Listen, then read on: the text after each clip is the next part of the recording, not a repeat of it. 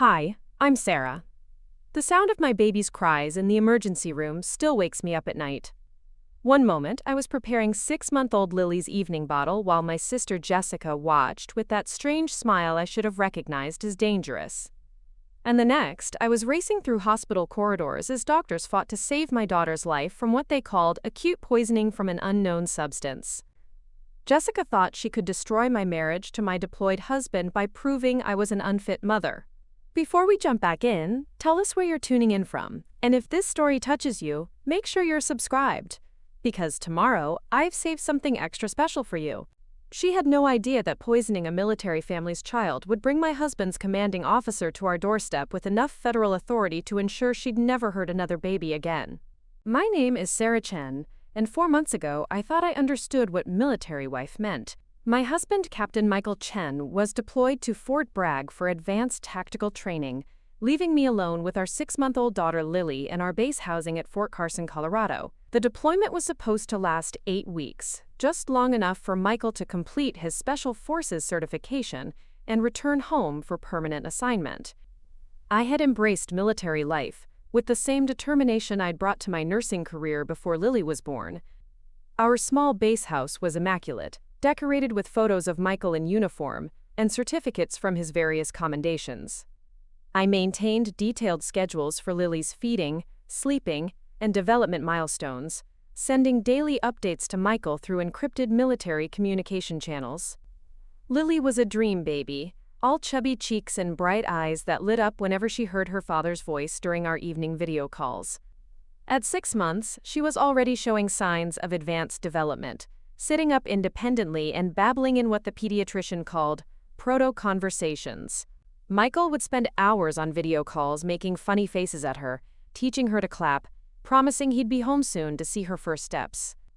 The military community at Fort Carson had become my support system. Other military wives understood the unique challenges of single parenting during deployments, the constant worry about operational security, the way you learn to read between the lines of carefully worded phone calls. We shared babysitting duties, potluck dinners, and the kind of fierce loyalty that comes from understanding each other's sacrifices. But military life also meant isolation from civilian family who didn't understand why I couldn't just visit home whenever they wanted, why operational security prevented me from sharing Michael's exact location or mission details, why military schedules took precedence over holiday gatherings and family celebrations. My sister Jessica had never understood my marriage to Michael or my choice to embrace military life. She lived in Denver, just 2 hours away, working as a pharmaceutical sales representative for a major drug company. Jessica was successful, unmarried by choice, and had always viewed my domestic happiness with a mixture of pity and contempt. "You're wasting your nursing degree playing house with a soldier boy," she'd said during my last visit to Denver. "What happens when he gets deployed overseas? What happens if he gets injured or killed? You'll be stuck with a baby and no career prospects." I dismissed her concerns as jealousy, but Jessica's visits to Fort Carson had become increasingly frequent since Michael's deployment. She claimed to be checking on me and helping with Lily, but her help often felt more like surveillance. She questioned my parenting decisions, criticized my household management, and made subtle comments about how difficult it must be to raise a baby alone. The morning everything changed started like any other Tuesday in September. Lily had slept through the night for the first time in weeks, waking up cheerful and ready for her morning bottle. I was reviewing my plans to return to nursing part-time when Michael completed his deployment, excited about the possibility of working at the base hospital while maintaining our family stability. Jessica arrived that Tuesday morning without calling ahead, letting herself in with the spare key I'd given her for emergencies. She stood in my kitchen doorway wearing her usual designer business suit, her pharmaceutical sales briefcase at her side, surveying my domestic routine with the critical eye of someone looking for flaws. "Sarah, darling, you look exhausted," she said, though I'd actually felt more energetic than I had in weeks. "Single motherhood is clearly taking its toll. When was the last time you had a real conversation with another adult?" I was feeding Lily her morning bottle, watching her tiny hands grasp at the plastic as she drank with the focused intensity that always made me smile. "I talk to other military wives every day, Jess. We have a great support network here." Military wives. Jessica's tone suggested she was discussing an exotic species of unfortunate creatures. Sarah, you're a trained nurse with a bachelor's degree. You're intelligent, educated, capable of so much more than changing diapers and waiting for your husband to come home from playing soldier. The dismissive way she said playing soldier always made my jaw clench. Michael's deployment wasn't a game or hobby. It was specialized training that would determine his career trajectory and our family's future.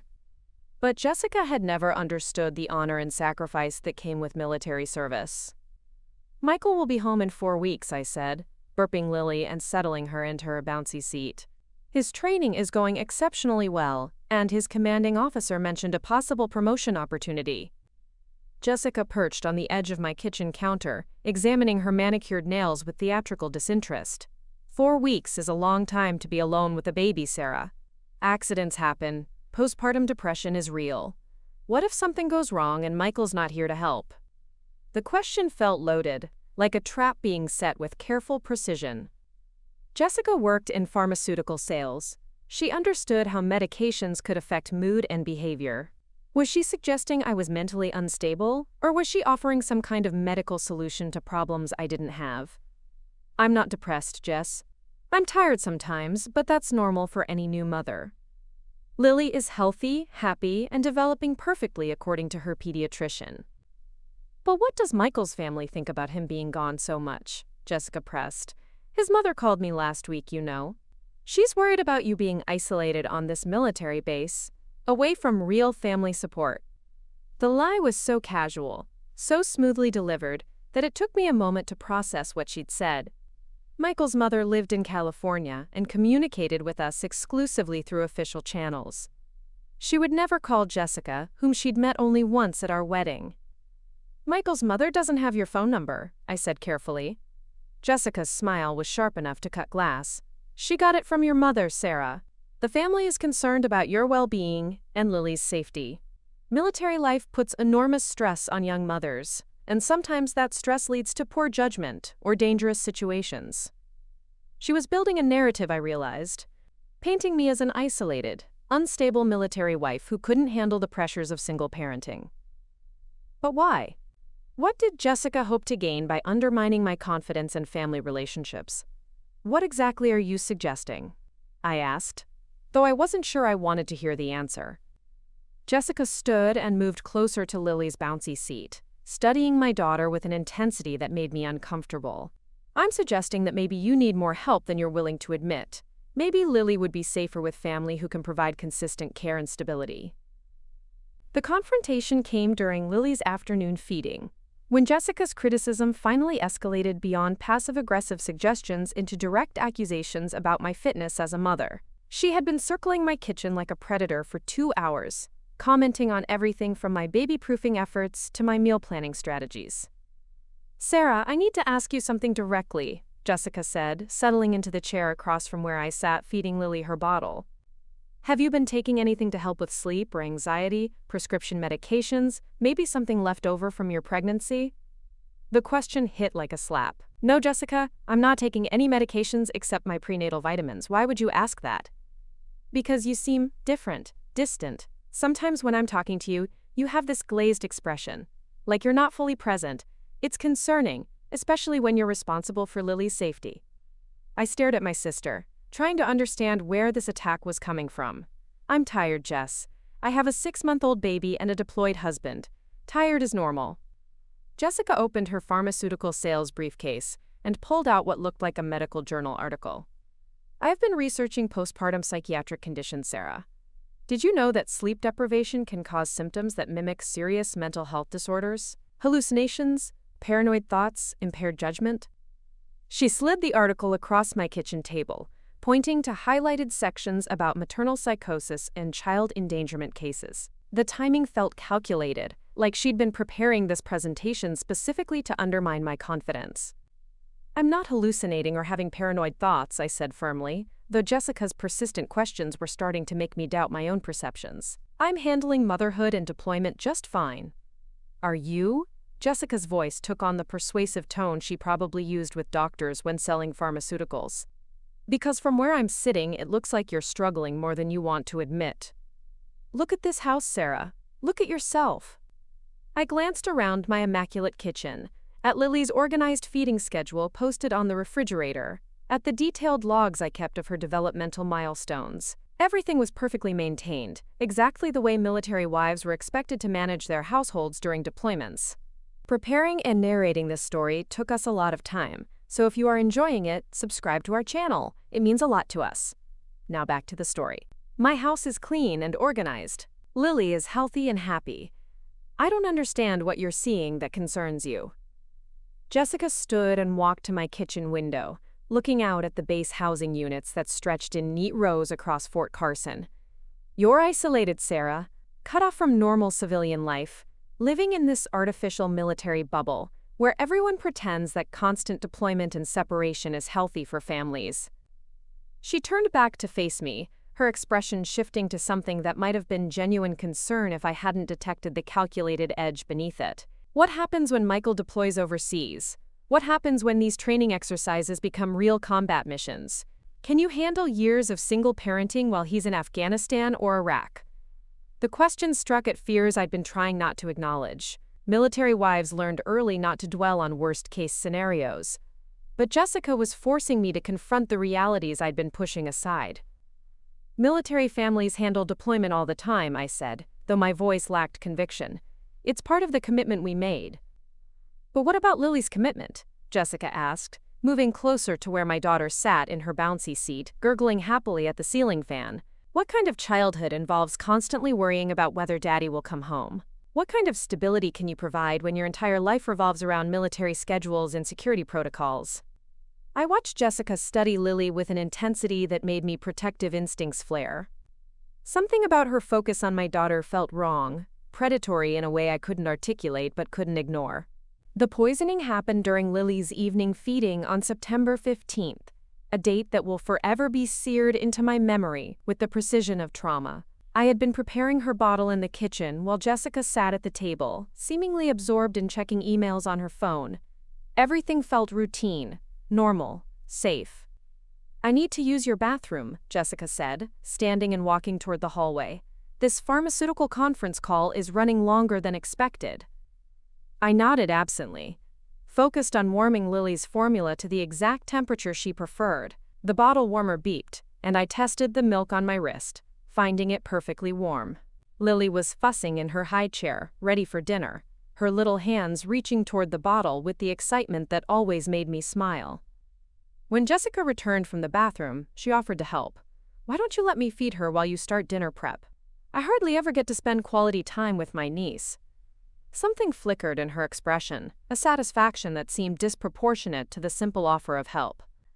But I was tired, grateful for assistance, and Jessica was family. I handed her the bottle and watched as she settled Lily in her lap, cooing softly as my daughter latched on eagerly. She's such a good eater, Jessica said, watching Lily drink with an intensity that should have triggered warning bells. No fussiness, no spitting up. You've done well with her feeding schedule, Sarah. I moved to the stove to start preparing our dinner, glancing back occasionally to see Jessica feeding Lily with what appeared to be normal aunt-like affection. My daughter was drinking contentedly, her little hands gripping Jessica's fingers, trusting completely in the way that 6-month-old babies trust all the adults in their world. 20 minutes later, everything changed. Lily began crying, but not her normal hungry or tired crying. These were screams of distress, high-pitched wails that made every maternal instinct in my body scream danger. She was arching her back in Jessica's arms, her face flushed red, her tiny body trembling. What's wrong with her? I demanded, snatching Lily from Jessica's arms. My daughter felt hot, too hot, and her breathing seemed rapid and shallow.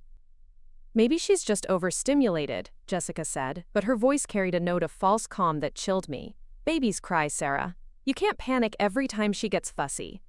But this wasn't fussiness. Lily's pupils looked dilated, her skin was clammy, and she was making soft, whimpering sounds between the screams that I'd never heard before. Every instinct I had as both a mother and a trained nurse was telling me this was medical emergency. I'm calling 911, I said, reaching for my phone with shaking hands. Sarah, you're overreacting, Jessica said, standing and moving toward the door. This is exactly what I mean about your judgment being compromised. You're seeing crisis where there isn't one. But Lily's symptoms were escalating. Her crying had become weaker, more labored, and her little body felt limp in my arms. I dialed 911 while Jessica gathered her briefcase and coat with movements that seemed too calm, too prepared. 911, what's your emergency? My 6-month-old baby is exhibiting signs of poisoning, I said, my nursing training overriding my panic. Rapid pulse, dilated pupils, altered consciousness, possible toxic ingestion. As I gave our address to the dispatcher, I watched Jessica leave through my front door without offering to help, without asking about Lily's condition, without showing any of the concern a loving aunt should display during a medical emergency. The ambulance arrived within 8 minutes, but those were the longest 8 minutes of my life. The call from Child Protective Services came while I was sitting in Lily's hospital room, watching monitors track her vital signs, as doctors worked to identify the unknown substance in her bloodstream. Agent Maria Rodriguez's voice was professional but carried an undertone that made my exhausted mind snap to attention. Mrs. Chen, we've received a report concerning your daughter's welfare. I need to schedule an immediate home visit to assess the safety of Lily's living environment. My blood turned ice cold. A report? From whom? I can't disclose the source, but the allegations include concerns about medication misuse, unsafe storage of potentially harmful substances, and possible neglect resulting in toxic exposure. I stared at Lily's peaceful face as she slept, finally stable after hours of medical intervention. The doctors had confirmed acute poisoning but couldn't identify the specific substance. Now someone was using her medical emergency to attack my fitness as a mother. Agent Rodriguez, my daughter was poisoned by an unknown substance. The doctors are treating this as a potential crime, not neglect.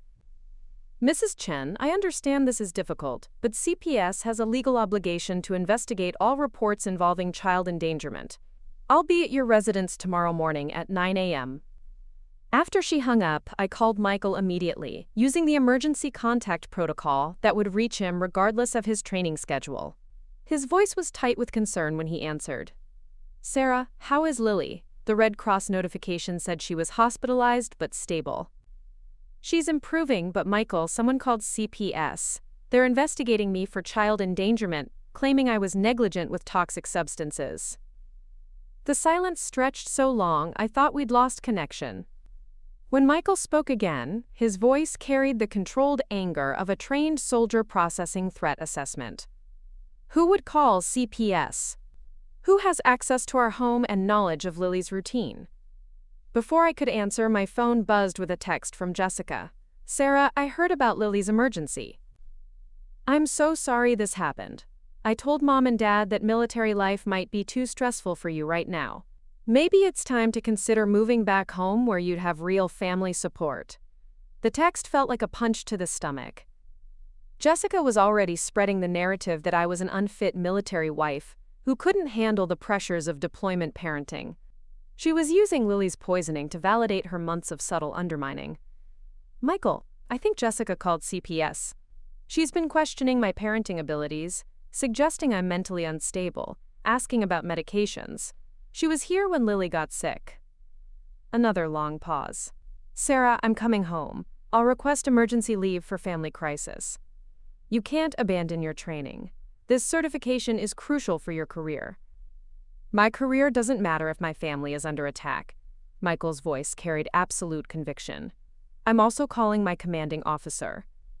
If someone deliberately poisoned a military family member and then filed false CPS reports, this becomes a federal matter. After we hung up, I sat in the hospital room reviewing every interaction with Jessica over the past months. Her pharmaceutical sales background gave her access to medications and knowledge of drug effects.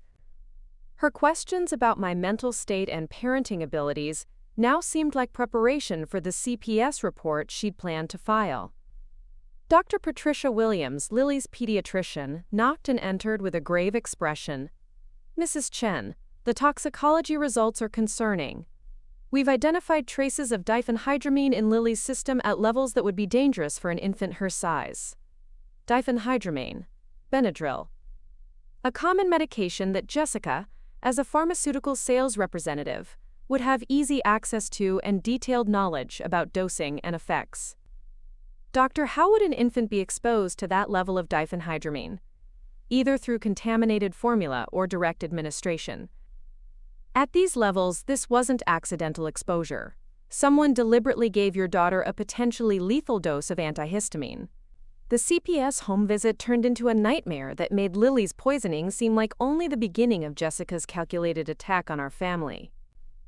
Agent Maria Rodriguez arrived with a social worker named David Park, both carrying clipboards and wearing expressions that suggested they'd already reached conclusions about my guilt.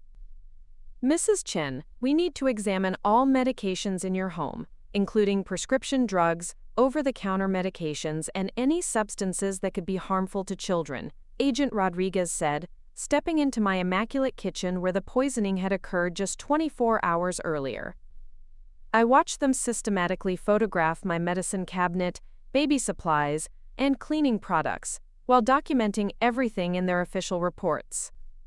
My house, which had always been maintained to military standards of cleanliness and organization, was being treated like a crime scene of parental neglect. We also need to discuss the allegations in the report, David Park said, consulting his notes with bureaucratic precision. The complainant expressed concerns about your mental health, specifically mentioning possible medication abuse and signs of postpartum depression that could impair your judgment. The language felt carefully crafted, like Jessica had consulted legal resources to ensure her accusations would trigger the most invasive investigation possible. She was using her pharmaceutical knowledge to make claims that CPS would be required to take seriously. I'm not taking any medications except prenatal vitamins, I said for what felt like the 100th time. I'm not depressed or mentally unstable. My daughter was deliberately poisoned by someone with access to our home. Agent Rodriguez made notes, but her expression suggested skepticism. Mrs. Chen. The hospital confirmed diphenhydramine poisoning, but they couldn't determine the source. Without evidence of deliberate administration by a third party, we have to consider all possibilities. My phone rang with a call from Jessica, and I let it go to voicemail. Within minutes, she called again, then again. When I finally answered, her voice carried theatrical concern that made my stomach clench. Sarah, darling, I heard CPS is investigating. This is exactly what I was worried about when I saw how stressed you've been. Maybe it's time to consider temporary placement for Lily while you get the help you need. The suggestion hit like a physical blow. Jessica wasn't just trying to prove I was unfit, she was maneuvering to get custody of Lily herself. Temporary placement with whom? I asked, though I already suspected the answer. With family who can provide stable care. I have a flexible work schedule, a clean home environment, and no history of child endangerment investigations. The courts would see me as a logical choice for temporary custody. Agent Rodriguez was listening to my side of the conversation, taking notes that would become part of the official record. Jessica's offer to take Lily would sound reasonable to investigators who didn't understand the calculated manipulation behind it. Jessica, you poisoned my daughter. Sarah, that's exactly the kind of paranoid thinking that concerns everyone. You're creating conspiracy theories instead of accepting responsibility for what happened. After Jessica hung up, Agent Rodriguez and David Park exchanged glances that suggested they'd heard enough to reach preliminary conclusions about my mental state. Mrs. Chen, Agent Rodriguez said carefully, we're recommending immediate safety planning while this investigation continues. Lily can remain in your custody, but only with 24-hour supervision from an approved family member. The trap was perfectly designed. Jessica had poisoned Lily, called CPS to report me as unfit, and now positioned herself as the only family member available to provide the required supervision. She would gain access to our home, our routines, and more opportunities to sabotage our family while appearing to be the responsible relative helping during a crisis. What if I refuse the supervision requirement? Then Lily goes into temporary foster care pending resolution of this case. The breakthrough came from an unexpected source. Lieutenant Colonel Patricia Hayes, the Fort Carson Family Readiness Group coordinator, who knocked on my door Thursday morning carrying a thermos of coffee and wearing the expression of someone who'd seen this kind of family crisis before. Sarah, I heard about Lily's hospitalization through military family channels. I also heard about the CPS investigation. She settled into my kitchen chair with the authority of someone accustomed to handling military family emergencies. Something about this situation doesn't feel right. I explained about Jessica's months of undermining comments, her pharmaceutical background, and her convenient offer to provide CPS-mandated supervision. Lieutenant Colonel Hayes listened without interruption, occasionally making notes in a small leather journal. Military families are uniquely vulnerable during deployments, she said finally. Predators know that isolated spouses have limited support systems and face extra scrutiny because of security clearances and family separation. Before I could respond, my phone rang with a call from Michael. Sarah, I spoke with my commanding officer about the situation. Colonel Martinez wants to talk to you directly about federal resources available for military families under attack. 20 minutes later, Colonel Martinez called personally, his voice carrying the crisp authority of senior military leadership. Mrs. Chen, deliberate poisoning of a military family member is a federal offense. The CPS allegations targeting a deployed soldier's wife also raise concerns about systematic harassment of military families. Sir, I don't have proof that my sister poisoned Lily. The investigation is still ongoing.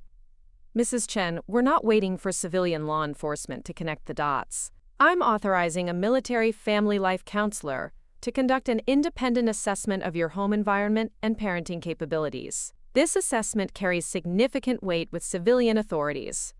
The relief was overwhelming. Military resources I hadn't known existed were suddenly available to protect our family from Jessica's calculated attack. Lieutenant Colonel Hayes leaned forward with information that changed everything. Sarah, I've been researching your sister's background through military security databases. Jessica Chen has been flagged multiple times for attempting to access military spouse support groups and family readiness information without proper authorization. My blood chilled. What kind of access?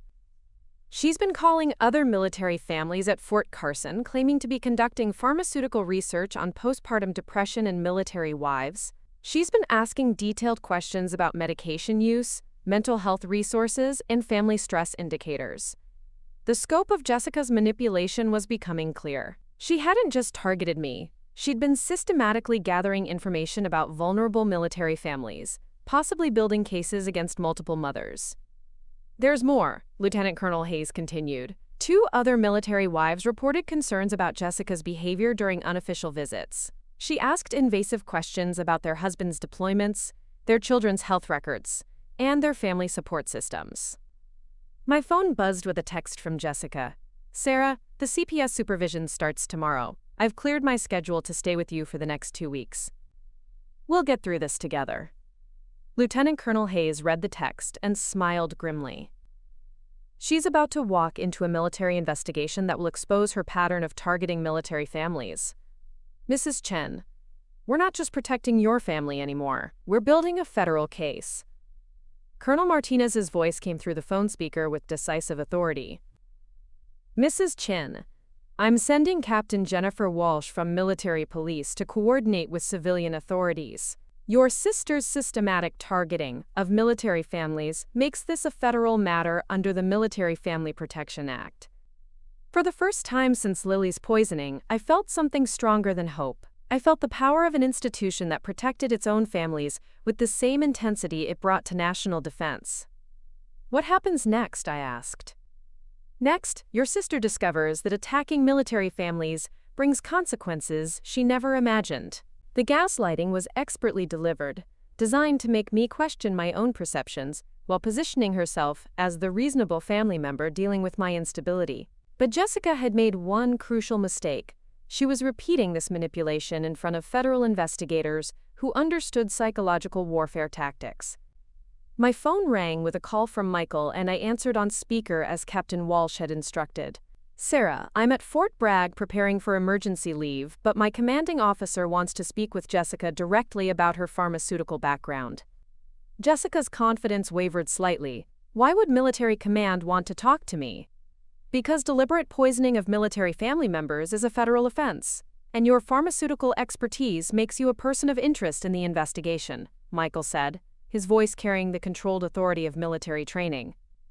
Michael, you're being influenced by Sarah's paranoid delusions. I'm here trying to help your family, not hurt it. Jessica's voice rose slightly, the first crack in her composed facade. Captain Walsh chose that moment to knock on my front door. She entered wearing full military police uniform, her badge and weapon clearly visible, carrying an official folder that suggested serious federal business. "Ms. Jessica Chen," Captain Walsh said formally. "I'm Captain Walsh, military police. I need to ask you some questions about your interactions with military families at Fort Carson." The color drained from Jessica's face as she realized the scope of the investigation had expanded far beyond my individual CPS case. "I don't understand. I'm here providing family support during a crisis." Captain Walsh opened her folder and consulted official documents. "Ms. Chen, we have reports from 3 military wives describing your unauthorized contact with their families, your questions about their medication use, and your attempts to access confidential military family information. Those were professional inquiries related to pharmaceutical research on postpartum depression," Jessica said quickly, but her voice lacked conviction. "Research that wasn't approved by any institutional review board and violated federal privacy protections for military families," Captain Walsh continued. "We also have surveillance footage of you entering and leaving Mrs. Chen's residence on September 15th, the day Lily was poisoned." Jessica stood abruptly, moving toward her briefcase with movements that seemed suddenly urgent. "I think there's been a misunderstanding. I should probably contact my lawyer before answering any questions. Ms. Chen, I'm placing you under arrest for suspected assault on a military family member, filing false reports to government agencies, and conspiracy to commit fraud against military support services." As Captain Walsh read Jessica her rights, I watched my sister's carefully constructed facade finally crumble. The pharmaceutical sales representative who'd spent months undermining my confidence and manipulating my family was being handcuffed in my living room while federal charges were filed against her. "Sarah, you're making a terrible mistake," Jessica said as Captain Walsh led her toward the door. "You'll regret involving the military in family matters. This will destroy relationships that can never be repaired." But as I held Lily close and watched Jessica being placed in the back of a military police vehicle, I realized that some relationships deserve to be destroyed when they were built on manipulation, attempted murder, and the systematic abuse of vulnerable families. "Hi, Nicole." Jessica arrived Friday morning at exactly 9 a.m. for her CPS-mandated supervision, carrying an overnight bag and wearing the satisfied expression of someone who believed they'd successfully orchestrated the perfect crime.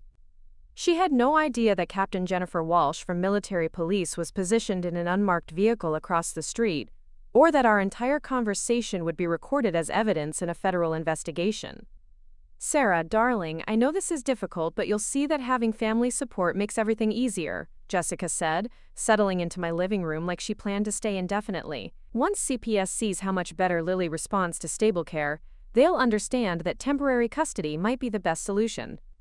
I watched her unpack her pharmaceutical sales briefcase, noting how she positioned it within easy reach of Lily's feeding area.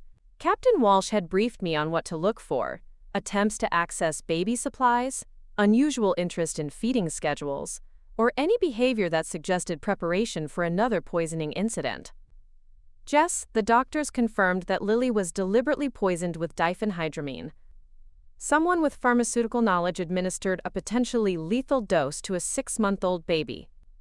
Jessica's expression shifted to practice sympathy, but I caught the flash of calculation beneath it. "Sarah, that's exactly the kind of paranoid thinking that concerns everyone. You're creating elaborate conspiracy theories, instead of accepting that accidents happen when stressed mothers aren't careful with medications."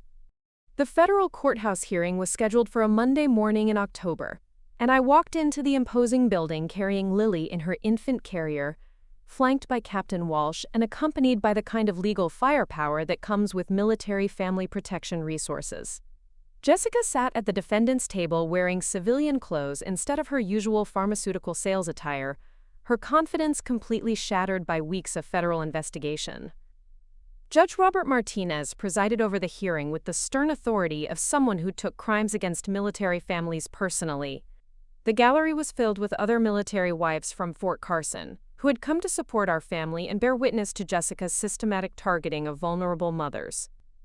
"Ms. Chen," Judge Martinez said, consulting the thick federal case file, "you're charged with assault on a military family member, filing false reports to government agencies, fraud, and conspiracy. How do you plead? Jessica's court-appointed attorney, a tired-looking public defender named Mark Stevens, stood reluctantly. Your Honor, my client pleads not guilty by reason of mental distress caused by concern for her niece's welfare. The plea was desperate, suggesting that weeks of federal investigation had uncovered evidence that made Jessica's guilt undeniable. She was now claiming that her systematic poisoning and manipulation had been motivated by genuine concern rather than calculated cruelty. The satyr. Federal prosecutor Amanda Torres rose with the confidence of someone holding overwhelming evidence. Your Honor, the government has extensive documentation of the defendant's premeditated targeting of military families, including recorded conversations, surveillance footage, and physical evidence proving deliberate administration of dangerous substances to an infant. Captain Walsh was called as the first witness, her military bearing commanding immediate respect as she detailed the investigation's findings. Your Honor, Ms. Chen contacted 17 military families at Fort Carson over a 6-month period, using her pharmaceutical background to gather information about medication usage, mental health struggles, and family vulnerabilities. The scope of Jessica's manipulation was staggering. She hadn't just targeted me. She'd been systematically identifying and documenting military families who could be exploited during deployments. Furthermore, Captain Walsh continued, analysis of the defendant's pharmaceutical sales briefcase revealed vials of concentrated diphenhydramine and detailed notes about infant dosages that would cause symptoms resembling parental neglect without immediately fatal effects. The evidence was damning. Jessica had planned Lily's poisoning with the precision of someone who understood exactly how to create medical emergencies that would trigger CPS investigations while maintaining plausible deniability. When I took the witness stand, Lily sat contentedly in my arms, completely recovered from her poisoning but serving as a powerful reminder of the innocent life Jessica had endangered for her own twisted purposes. Mrs. Chen, Prosecutor Torres said gently, please describe your sister's behavior in the months leading up to your daughter's poisoning. I detailed Jessica's gradual undermining of my confidence, her questions about my mental health, her attempts to isolate me from military support systems, and her systematic documentation of any stress or difficulty I experienced as a military wife. She was building a case against me, I said, looking directly at Jessica, who refused to meet my eyes. Every conversation, every visit, every offer of help was designed to gather evidence that could be used to prove I was an unfit mother. Jessica's attorney attempted to cross-examine me, suggesting that my accusations were motivated by postpartum mental health issues, but his questions fell flat against the mountain of physical evidence the federal investigation had uncovered. The most devastating testimony came from Dr. Williams, Lily's pediatrician, who explained the medical evidence with clinical precision. The level of diphenhydramine in the infant system required deliberate administration by someone with pharmaceutical knowledge. This wasn't accidental exposure. It was calculated poisoning designed to create specific symptoms. When Jessica finally took the stand in her own defense, her testimony was a masterclass in manipulation that convinced no one. She claimed to be a concerned aunt, trying to protect her niece from an unstable mother, insisting that the poisoning had been accidental despite overwhelming evidence to the contrary. Your Honor, Jessica said, tears streaming down her face in what appeared to be genuine emotion, I love Sarah and Lily. Everything I did was motivated by concern for their safety and well-being. Military families face unique stresses that civilian relatives don't understand. Judge Martinez studied Jessica with the expression of someone who had heard every possible variation of criminal justification. Ms. Chen, you systematically targeted military families during their most vulnerable moments, poisoned an infant, and attempted to destroy a mother's relationship with her child. Your actions represent the worst kind of predatory behavior. The gavel came down with the weight of absolute justice, and Judge Martinez's voice echoed through the federal courthouse like a declaration that crimes against military families would face the full consequences of federal law. Jessica Chen, you are hereby sentenced to 8 years in federal prison for assault on a military family member, conspiracy, and fraud. You will also pay full restitution for medical expenses and serve 3 years probation upon release. I held Lily close as Jessica was led away in handcuffs, her pharmaceutical career destroyed, her freedom gone, her systematic targeting of military families finally receiving the punishment it deserved. The woman who had tried to steal my daughter and destroy my family was disappearing into the federal prison system, where her knowledge of drugs and manipulation would serve no purpose except to count down the years until her release. Michael had arrived home from Fort Bragg the night before the sentencing, having completed his Special Forces certification despite the family crisis. He stood beside me in the courthouse wearing his dress uniform, the ribbons and insignia representing not just his individual achievements but the institutional power that had protected our family when civilian systems failed. "It's over," he said quietly as we walked out of the courthouse, Lily babbling happily in her carrier, completely unaware that justice had just been served for the crime committed against her innocent life. But it wasn't really over, it was transformed. The weeks following Jessica's sentencing brought revelations that expanded the scope of her criminal activities far beyond what any of us had imagined.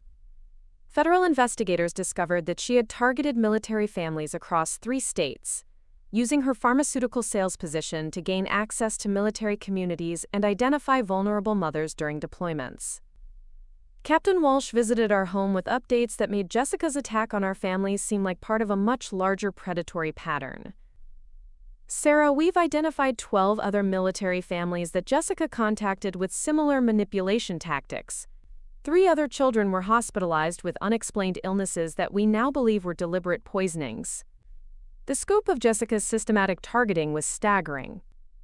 She had turned military deployment schedules into hunting opportunities, using the isolation and stress of military wives to identify potential victims for her elaborate schemes. "What was her ultimate goal?" I asked, though I wasn't sure I wanted to hear the answer. "Financial gain through false CPS cases that led to custody modifications." She was working with a network of corrupt family court officials who would award temporary custody to relatives who paid substantial fees. Jessica wasn't just targeting military families out of cruelty, she was running a custody trafficking operation. The revelation made me physically sick. Lily hadn't been Jessica's only intended victim. She had been part of a systematic criminal enterprise designed to steal children from military families and profit from their suffering. 6 months later, I stood in the Fort Carson Family Readiness Center addressing a room full of military wives, sharing our story as part of a new federal program designed to protect military families from predatory targeting during deployments. Lily sat in her high chair beside the podium, now a healthy 1-year-old whose bright smile and confident babbling served as proof that children could recover from even the most calculated attacks. "Military families are uniquely vulnerable during deployments," I told the audience of mothers who understood the isolation and pressure I'd experienced. "Predators know how to exploit our separation from extended family, our adherence to security protocols, and our reluctance to appear weak or unstable." The program I was helping develop included new security protocols for military family communications, enhanced background checks for civilian contractors accessing military communities, and specialized training for Child Protective Services workers assigned to military family cases. Lieutenant Colonel Hayes had been promoted to oversee the Military Family Protection Initiative, a federal program that grew directly from the investigation into Jessica's crimes. Sarah's case revealed systematic vulnerabilities in how we protect military families during deployments, she explained to the audience. "We're now implementing protections that will prevent other families from experiencing similar targeting." The most meaningful transformation was in my relationship with the military community itself. Instead of feeling isolated and vulnerable during Michael's future deployments, I had become part of a network of military families committed to protecting each other from external threats. The crisis that Jessica had created to destroy our family had instead connected us with resources and relationships that made us stronger than we'd ever been. Michael's Special Forces career flourished in ways that exceeded our expectations. His commanding officers recognized that his family's experience with federal law enforcement and military family protection made him valuable for assignments involving military family security protocols. Instead of limiting his opportunities, our crisis had enhanced his professional value to the military. "Colonel Martinez wants me to consider a position with the Military Family Liaison Office," Michael told me over dinner one evening as Lily threw Cheerios at our dog and laughed with pure joy. I'd be working on policies to protect military families from exactly the kind of targeting we experienced. The irony wasn't lost on me.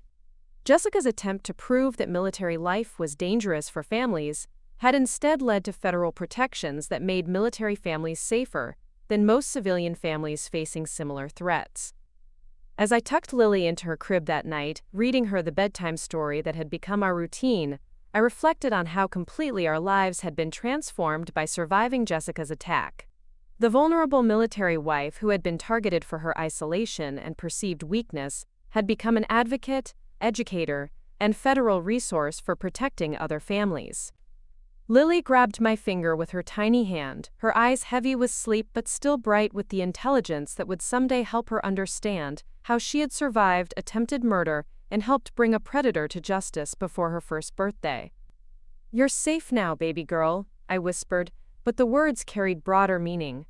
She was safe because military families now had protections that didn't exist before Jessica's crimes were exposed. She was safe because other mothers would recognize the warning signs that I had missed. She was safe because the institution that had served our country had also learned to serve and protect the families that served alongside it. Jessica had tried to destroy us by exploiting the vulnerabilities of military life. Instead, she had created a system of protection that would shield military families for generations to come. Our trauma had been transformed into triumph, our vulnerability into strength, our isolation into community. Up next, you've got 2 more standout stories right on your screen. If this one hit the mark, you won't want to pass these up. Just click and check them out. And don't forget to subscribe and turn on the notification bell so you don't miss any upload from us.